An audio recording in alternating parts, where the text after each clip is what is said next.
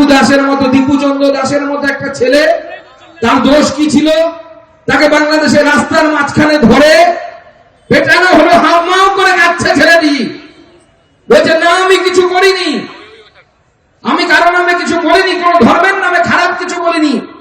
পেটানো হলো, পুলিশ ধরে নিয়ে গেল, পুলিশকে জনতা বাধ্য করলো যে আমাদের হাতে ছেড়ে দাও।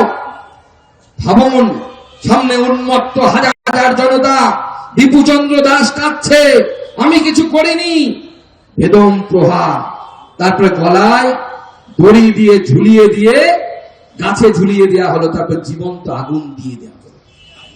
মমতা বন্দ্যোপাধ্যায় তৃণমূলের কোন নেতাকে প্রতিবাদ করতে দেখেছেন? প্রতিবাদ করতে? কোন তৃণমূলের নেতা প্রতিবাদ করেনি।